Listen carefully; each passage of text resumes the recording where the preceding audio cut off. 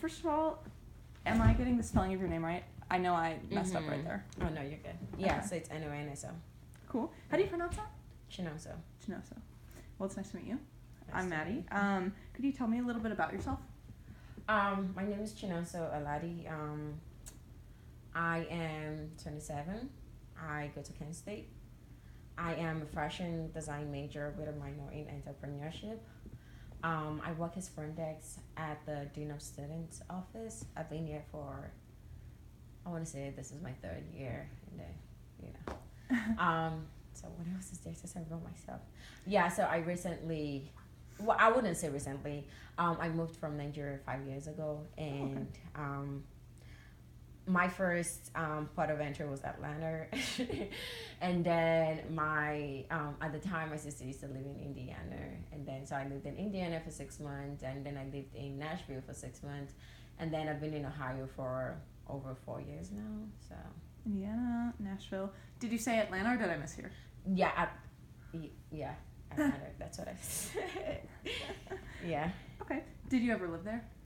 No, but I have family there, so I have visited once. Okay. So, yeah, but it was like the first place that I had to check in with what do you call them, the immigration people, and all of this fun stuff before.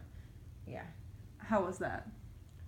It was alright. I mean, it was okay. It wasn't. It was like 5 in the morning. I'd spent like 12 hours on the plane, so I was ready to get it done and over with. I just wanted to go to bed at that point. But yeah, it wasn't terrible.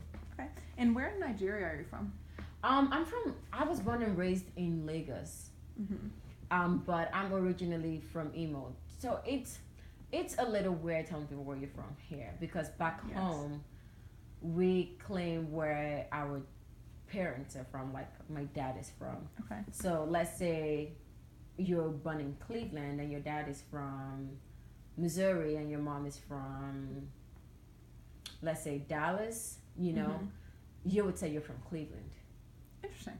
Yeah, but then I would say I am from Missouri, where my dad is from. So okay. Yeah.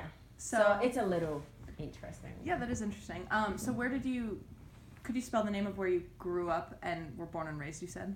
Or where Lagos. you were raised? Yeah, Lagos. Perfect. Yeah. What do you like to do around Kent? Sometimes I go on, now that it's colder, I don't do that anymore, but I normally take walks and stuff. If it's like sunny out. I spend most of my life at Rockwell, which is the fashion building, which is not good for me. So now I try to work more from home. What else do I like to do? Lord, I need to think about it. That's okay. So what made you want to go into fashion? I always wanted to do fashion before I got my first bachelor's degree, because fashion is my second degree. And what's your first? History and international relations. And where'd you get that from? Redeemers University, Ogun State, Nigeria. Cool. Yeah.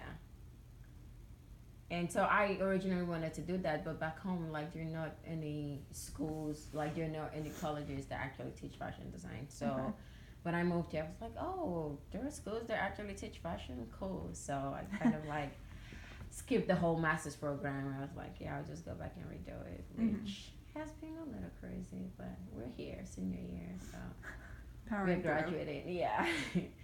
Getting through this. Okay. So why did you come to the U.S.? I came to the U.S. because, really interesting story. I came to the U.S. because I don't even know of the diversity visa program. I'm not very well versed on it. So it's like the visa lottery program, where you go on the U.S. Immigration Services website and you apply for a visa to come here. So it's kind of like a lottery. They do it every year, so they randomly pick people. I think they pick 50,000 people out of millions of people, so they randomly select you.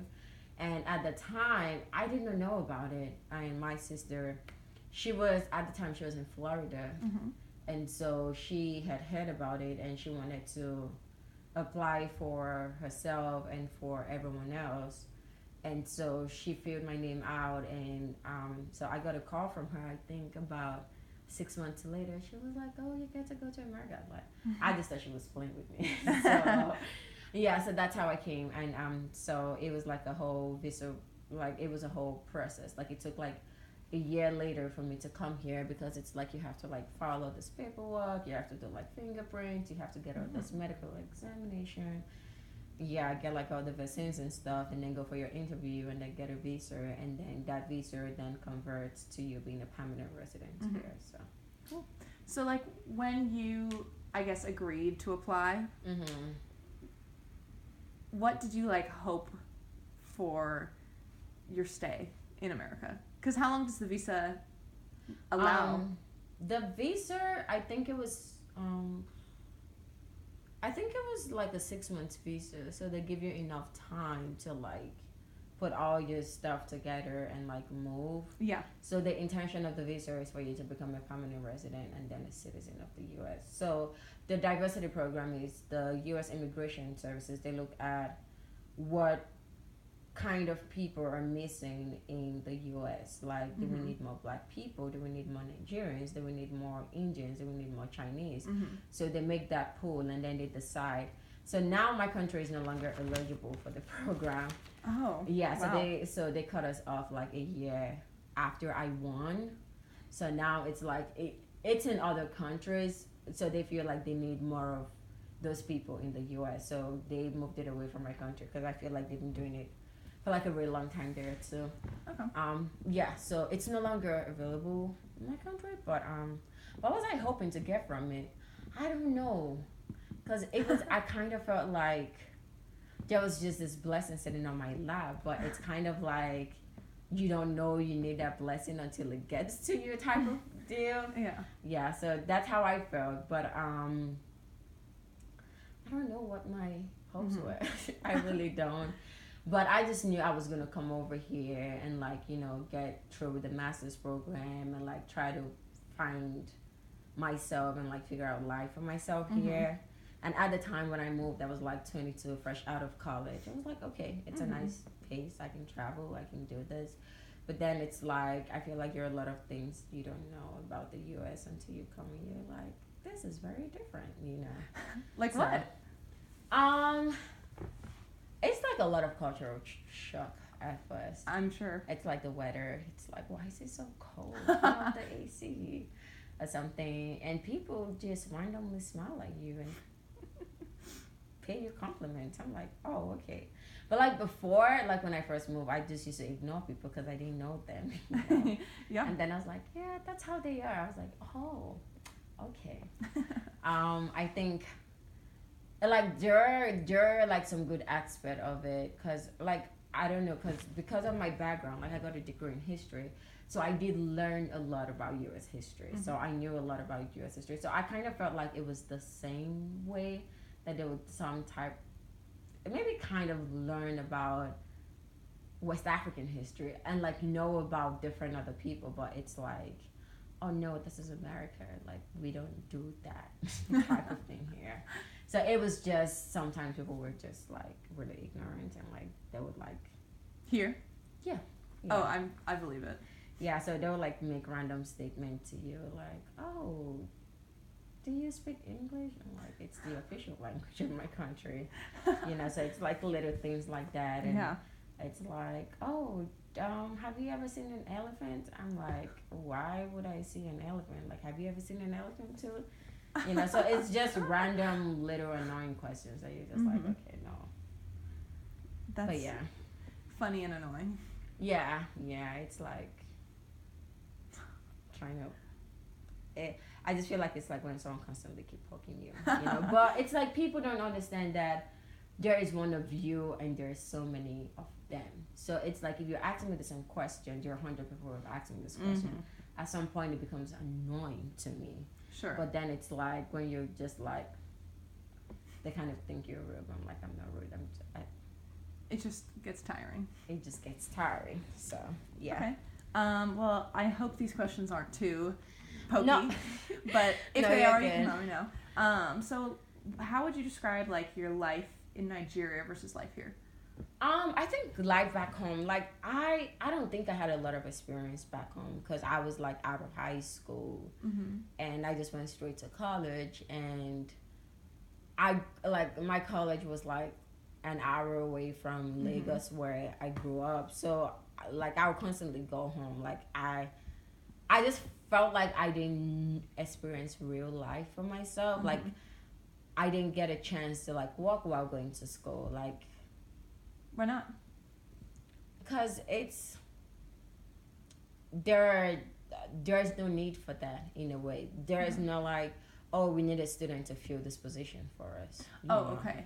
Yeah, and Yes. it's like you're taking 12 classes in general. So Yeah. it's like a lot of school workload for you. So, but you don't, like, you just don't have time. So it's like, so, and like, I'm like the last daughter of my parents. So in a way, I was like sheltered in a way. So it was kind of like, oh, we'll send you whatever you need. Or.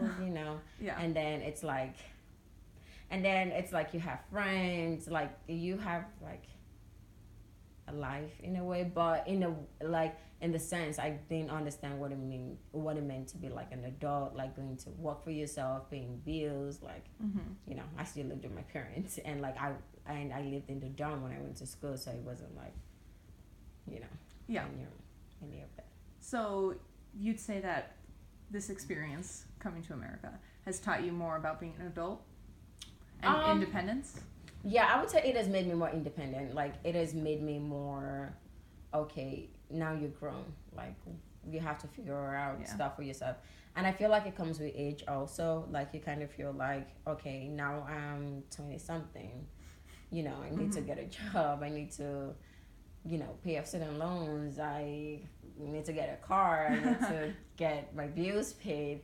So I feel like in a way it like exposed me to like a lot of things that I didn't have the opportunity to do back home. Mm-hmm. Whereas like I feel like the farther away you live from your family, the more you're like, oh, I'm by myself. There's no one to help me, fix my car. Now I have to pay hundreds of dollars to pay someone else to do it. So there's like for me it was like I had to find my own community and I had to find my own Mm-hmm. voice and I had to learn to